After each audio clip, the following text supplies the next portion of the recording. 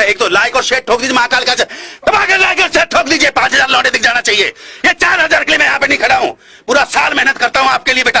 ऐसा नहीं चलेगा, ऐसा नहीं चलेगा। लाइक ठोकी, दबा के लाइक ठोकिए। Today we will discuss about method of psychology. हम डिस्कस कर रहे थे साइकोलॉजी का पहला चैप्टर इंट्रोडक्शन। हमने branches, definition, introduction and scope of psychology discuss कर लिया था। In this video we discuss method of psychology. Method of psychology को समझने से पहले हम इस डायग्राम को समझेंगे। मेथड ऑफ साइकोलॉजी टोटली हमारे 6 टाइप्स के होते हैं। पहला हमारा इंट्रोसेप्शन, सेल्फ ऑब्जर्वेशन मेथड। दूसरा हमारा ऑब्जर्वेशन मेथड। थर्ड हमारा एक्सपेरिमेंट मेथड। फोर्थ हमारा क्लिनिकल और केस हिस्ट्री मेथड। आपका नेक्स्ट वन है सर्वे मेथड, देन जेनेटिक और डेवलपमेंटल मेथड। टोटल आपके मेथड ऑफ साइकोलॉजी में 6 मेथड्स आते हैं। मेथड ऑफ साइकोलॉजी जनरली आपको अलग से पूछा जाता है। अब हम स्टार्ट करते हैं इंट्रोसेप्शन सेल्फ ऑब्जर्वेशन मेथड। ये ओल्डेस्ट मेथड ऑफ साइकोलॉजी का है। इसमें हम लोग अपने आप को देखते हैं। सेल्फ को ऑब्जर्व करने का मेथड भी इसको कहा गया है। इसमें सिस्टमैटिकली हम लोग अंडरस्टैंड करते हैं कि हमारा बिहेवियर कैसा है। मेनली अपने आप को एनालाइज करना, खुद को ऑब्जर्व करना, ये हमारा मेथड ऑफ साइकोलॉजी का फर्स्ट पॉइंट है, जिसमें हम लोग इंट्रोसेप्शन मेथड, उसी को हम लोग सेल्फ ऑब्जर्वेशन मेथड कहते हैं। और ये हमारा नेचुरल साइंस का ही अनदर फॉर्म भी है। आप इसमें देख सकते हैं कि इसमें हम लोग सिस्टमैटिक ऑब्जर्व करते हैं अपने बिहेवियर को और रिपोर्ट करते हैं सेम एनालाइज को। Method of psychology total 6 types के हैं। आपको नेम के अकॉर्डिंग उनका मीनिंग तो समझ में आ रहा होगा। आप उसको मीन को एक्सप्लेन करने के बाद में मेरिट और डीमेरिट भी डिफाइन करेंगे। स्पेशली आपके पास 2 पॉइंट होने चाहिए, चाहे आप मेरिट लिखें या डीमेरिट लिखें। मेरिट में हम 2 पॉइंट डिस्कस करते हैं कि वो फंडामेंटल मेथड है साइकोलॉजी का। नेक्स्ट हमारा पॉइंट है कि वो डायरेक्ट है। आप अपने आप को कभी भी ऑब्जर्व कर सकते हो, आपको किसी की भी ज़रूरत नहीं है। इस मेथड में आपको कोई भी लैब की ज़रूरत नहीं है, इजी मेथड है। और डीमेरिट क्या है, ये चिल्ड्रन अप्लाई नहीं कर सकते। आपके पास अगर नॉलेज है तभी तो आप अप्लाई करके बता सकते हैं येस आई एम परफेक्ट और नॉट। ये आपका डीमेरिट है। नेक्स्ट आपका पॉइंट है कि वेरीफाइड बाय ऑब्जर्वर्स, जो ऑब्जर्व करेंगे उनका अगर प्योरली प्राइवेट अफेयर है तो वो कैन नॉट बी वेरीफाई, वो वेरीफाई नहीं कर पाएंगे। ये आपका डीमेरिट है। नेक्स्ट आपका मेथड है ऑब्जर्वेशन मेथड। ऑब्जर्वेशन मेथड हमारा ऑब्जेक्टिव मेथड है। इसको स्टडी करने से हमारी परसेप्शन होता है। एनालाइज भी हम लोग करते हैं इंटरप्रिटेशन बाय द ऑब्जर्वर। इसमें अगर हम स्टेप्स की बात करें तो सबसे पहले हम लोग ऑब्जर्व करते हैं बिहेवियर को। ऑब्जर्व करने के बाद में नोट करते हैं बिहेवियर को, फिर इंटरप्रिटेशन एनालाइज करने के बाद में जनरलाइज कर सकते हैं। ऑब्जर्वेशन मेथड की 4 स्टेप्स हैं। आपको लाइन वाइज याद रखना होगा, नाम से ही आपको मीनिंग समझ में आ रहा है। फिर आप कोई भी पॉइंट लिखेंगे उसका मेरिट और डीमेरिट फिर से डिफाइन करेंगे 2 पॉइंट के साथ। अगर मैं मेरिट की बात करूँ, ये इकोनॉमिकल और नेचुरल फ्लेक्सिबल है। इकोनॉमिकल के में इसमें आपकी इकोनॉमी मेंटेन रहेगी। नेक्स्ट पॉइंट आपका जो रिजल्ट होता है वो वेरीफाइड रहता है। ये 2 पॉइंट मोस्ट इंपॉर्टेंट है। डीमेरिट की अगर मैं बात करूँ तो ये नेचुरल सिचुएशन है, इसलिए डीमेरिट डिस्कस करते हैं। डीमेरिट में हमारा फर्स्ट पॉइंट है chances of subjective reporting and prejudice of observer creeping in are many. ये हमारा नेचुरल प्रोसेस है ऑब्जर्वेशन, इसमें इकोनॉमी भी कम है, तो चांसेस है कि हमारा जो सब्जेक्टिव डेटा या रिपोर्टिंग है वो बहुत ही ज़्यादा चेंज हो सकता है। ये ऑब्जर्व करते हैं हम लोग नेचुरल बिहेवियर से, तो ऑब्जर्वर को ज़्यादा टाइम और एनर्जी भी लगती है। नेक्स्ट आपका पॉइंट है एक्सपेरिमेंट मेथड। एक्सपेरिमेंट मेथड हम लोग सिर्फ और सिर्फ ऑब्जर्व करने के लिए करते हैं, जिससे हमारे प्रिंसिपल्स और थ्योरीज भी वेरीफाई हो पाए। इसके हमारे स्टेप्स से सबसे पहले हम लोग प्रॉब्लम को देखते हैं, प्रॉब्लम के बाद में उसका फॉर्मूला, फिर आइडेंटिफाई करते हैं सब्जेक्ट एंड देन हम लोग अलॉट करते हैं उसका ट्रीटमेंट।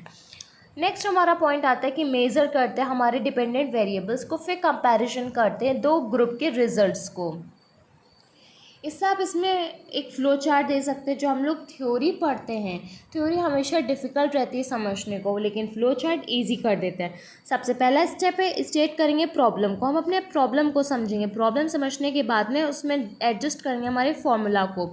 फिर सब्जेक्ट को आइडेंटिफाई करेंगे कि कौन सा सब्जेक्ट इसमें सुटेबल है। देन हम लोग 2 ग्रुप डिफाइन करेंगे, फॉर एग्जांपल जैसे कि smoking student and non smoking student. फिर हम अपने मेजर्स को डिपेंडेंटली वेरीफाई करके दो रिजल्ट को कंपैरिजन करते हैं। अब हम डिस्कस करते हैं मेरिट्स में। मेरिट डिस्कस कर रहे हैं एक्सपेरिमेंटल मेथड के। फर्स्ट पॉइंट है साइंटिफिक मेथड। अब हम लोग इसमें फॉर्मूला जो एनालाइज करने के लिए कर रहे हैं वो हमारा साइंटिफिकली मेथड है। अब हम लोग स्टेबलाइज कर रहे हैं कॉज इफेक्ट रिलेशनशिप को। कॉज हमारा क्या, अगर हमारा एक प्रॉब्लम है वो हमारा कॉज है, इफेक्ट हमारा क्या है, रिजल्ट हमारा इफेक्ट है। ये आपके दो पॉइंट है जो हमारे मेरिट से हैं। अब हम डिस्कस करते हैं डीमेरिट्स। डीमेरिट्स की अगर मैं बात करूँ, जितनी भी प्रॉब्लम्स होती है साइकोलॉजी की वो स्टडीज से सॉल्व होती है, ज़्यादातर हमारे एक्सपेरिमेंट से हमारा जो मेथड है वो कॉस्टली भी हो जाता है और उसमें टाइम कंज्यूमिंग ज़्यादा होता है। नेक्स्ट आपका पॉइंट है क्लिनिकल, उसी को हम लोग कहते हैं केस हिस्ट्री मेथड। ये आपका मेनली साइकेट्रिस्ट एरिया में वर्क आता है। आप इसमें क्लिनिकल मेंटल हाइजीन में वर्क कर सकते हैं। इसका मेरिट क्या है कि आप केस स्टडी में हेल्पफुल है। आप केस हिस्ट्री और आप जितना भी एनसीपी क्रिएट करेंगे उसके लिए आपको हेल्पफुल है केस मेथड। उसका डीमेरिट भी है कि केस हिस्ट्री मेथड हम लोग जब लेते हैं तो वो बहुत ही ज़्यादा डिपेंड करती है लार्ज इंसिडेंट पे। जब आप अपना हिस्ट्री कलेक्शन की देखेंगे फॉर्मेट तब आपको पता चलेगा कि हिस्ट्री कलेक्शन जब हम लोग करते हैं पेशेंट का तब बहुत बड़ा फॉर्मेट होता है, उसमें से बहुत से पेशेंट हम लोगों को नहीं बताते हैं। इसलिए जो हमारा क्लिनिकल साइकोलॉजी है वो अवेयर ही नहीं हो पाता है, इसीलिए हमारा क्लिनिकल मेथड इतना ज़्यादा इफेक्टिव नहीं है। नेक्स्ट हमारा है सर्वे मेथड। सर्वे मेथड में हम लोग मेनली स्टडी पे फोकस नहीं करते। हमारे जितने भी अदर होते हैं मेथड उसको हम लोग देखते हैं कि उनका हेल्थ केयर कैसा है, उनका एटिकेट्स कहते हैं, उनका नेचर कैसा है, उनका बिहेवियर का स्टाइल कैसा है। इसका मेरिट की अगर मैं बात करूँ तो ये शॉर्ट पीरियड ऑफ टाइम का, इसका सबसे बेस्ट पॉइंट है कि ये शॉर्ट पीरियड का है। डीमेरिट क्या है, अगर हम लोग डायरेक्ट बताएं तो behaviour is not observe directly. अगर मैं बताऊँ तो बिहेवियर हम एक बार में नहीं डिटेक्ट कर सकते, बट कोई भी हम लोग सॉल्यूशन एक्सपेरिमेंट कर रहे हैं ना तो वो एकदम रेलेवेंट होता है। बट अगर मैं बात करूँ सर्वे मेथड वो रेलेवेंट नहीं है। जब आप CHO की पोस्टिंग की अगर बात करते हो तो उसमें सबसे ज़्यादा आप ऑब्ज़र्व करते हैं, लेकिन बिहेवियर ऑब्जर्वेशन ज़्यादातर गलत भी आता है। नेक्स्ट आपका पॉइंट है जेनेटिक और डेवलपमेंटल मेथड। जेनेटिक में आप एजुकेशन थ्योरी प्रिंसिपल से डिस्कस नहीं करेंगे, जीन्स से करेंगे। जीन्स मतलब कि बर्थ टू डेथ, हेरिडिटी आपका क्या है, इन्वायरमेंट आपका क्या, आप उस बेसिस पे इस मेथड का यूज़ करेंगे। मेरिट क्या है, ये मोर यूज़फुल मेथड है, इससे हमारी हेरिडिटी इन्फ्लुएंसर है। डीमेरिट क्या है, ये बहुत ज़्यादा टाइम है। हमने बताया ना ये बर्थ से डेथ तक है, तो बर्थ से डेथ तक है तो बहुत ज़्यादा टाइम है, और जितना ज़्यादा हम अपना सोर्स लगाएंगे उतने हम अपनी एनर्जी को भी लगाएंगे, इसीलिए जेनेटिक को हम इतना ज़्यादा यूज़ नहीं करते हैं। नेक्स्ट आपका पॉइंट है significance of psychology in nursing. Significance of psychology in nursing को समझने के लिए हमें इस छोटे से डायग्राम को समझ लेना है, बस इतने से अगर आप समझ जाते तो आप एक्सप्लेन अपनी लैंग्वेज में भी कर सकते हैं। फर्स्ट पॉइंट आपका है अंडरस्टैंड हर ओन सेल्फ। जब आप साइकोलॉजी पढ़ रहे हैं तो आप अपने बिहेवियर को खुद इंटरप्रेट कर पाएंगे, अपने बिहेवियर को समझ पाएंगे कि हाँ, ऑब्जर्व कर पाएंगे, तो आप अंडरस्टैंड कर पाएंगे अपने मेंटल हेल्थ को, अपने माइंड को। Then understand patient. जब आप अपने आप को समझ सकते हैं, अपने बिहेवियर को ऑब्जर्व कर सकते हैं, एक्सपेरिमेंट कर सकते हैं, तो आप पेशेंट के साथ भी कर सकते हैं, आप पेशेंट के माइंड को भी समझ सकते हैं। और बॉडी माइंड रिलेशनशिप साइकोलॉजी का फर्स्ट पॉइंट है। नेक्स्ट, अगर आप बिहेवियर में जानते हो तो हमने बिहेवियर को डिटेक्ट करने के 3 एक्टिविटीज़ दिखाई थी, उससे आप बता सकते हैं कि पेशेंट नॉर्मल है कि एबनॉर्मल है। तो आपका नेक्स्ट पॉइंट है जो रिकग्नाइज एबनॉर्मल बिहेवियर, आप बिहेवियर के टाइप से रिकॉग्नाइज कर सकते हैं। नेक्स्ट है अंडरस्टैंड अदर पीपल। जब आप अंडरस्टैंड कर सकते हैं अपने आप को, पेशेंट को, तो उनके अटेंडेंट, उनके इन्वायरमेंट को भी आप एडजस्ट कर सकते हैं और ऑब्जर्व कर सकते हैं। नेक्स्ट क्या, प्रोवाइड क्वालिटी केयर। आप चाहे सोशियोलॉजी पढ़ें चाहे साइकोलॉजी, नर्स का पहला काम है अपने पेशेंट को क्वालिटी केयर प्रोवाइड करना। ये पॉइंट मोस्ट इम्पॉर्टेंट होता है, इसीलिए आपको दोनों में मेंशन करना है। Help adjust to the situation. Patient में हेल्प करेंगे कि वो एडजस्ट कर ले सिचुएशन को।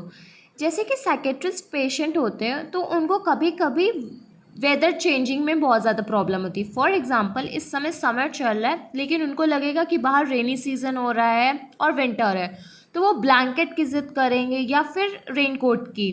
तो आपको उनको एडजस्ट कराना है सिचुएशन में, उनको समझाना है, उनकी फील्ड को बताना है कि हाँ कि आपका कैसे चल रहा है। नेक्स्ट पॉइंट आपका है help to change the environment. उन पेशेंट का या फिर उन पर्सन का जो अनकॉन्शियस है, जो चिल्ड्रन है, जो अभी प्री मैच्योर है, उनको हम लोग इन्वायरमेंट चेंज कर सकते हैं। Help for effective studying. Life में लर्निंग बहुत इंपॉर्टेंट है। अगर वो कभी भी स्टडी कर रहे हैं या कभी भी ग्रोथ कर रहे हैं तो उसमें हमेशा इफ़ेक्टिवली हमें हेल्प करनी है। नेक्स्ट पॉइंट आता है रीएडजस्टमेंट। रीएडजस्टमेंट आपके हर एक प्रोफेशन में काम आता है, चाहे आप नर्सिंग से हो चाहे आप किसी और से हो। आप एक बार एडजस्ट कर सकते हो, दूसरी बार में हर कोई क्विट करता है, बट इन नर्सिंग आपको रीएडजस्टमेंट होना है। अगर एक बार पेशेंट पे वर्क करने से वो नहीं डिनाइल हो गया, नहीं हो पाया, तो इसका मतलब ये नहीं है कि हम कभी नहीं कर सकते। हमें फिर से उस पर एडजस्ट होना है, खुद को बिहेवियर को एडजस्ट करना है, पेशेंट के बिहेवियर को एडजस्ट करना है। ये टॉपिक आपका कंप्लीट हो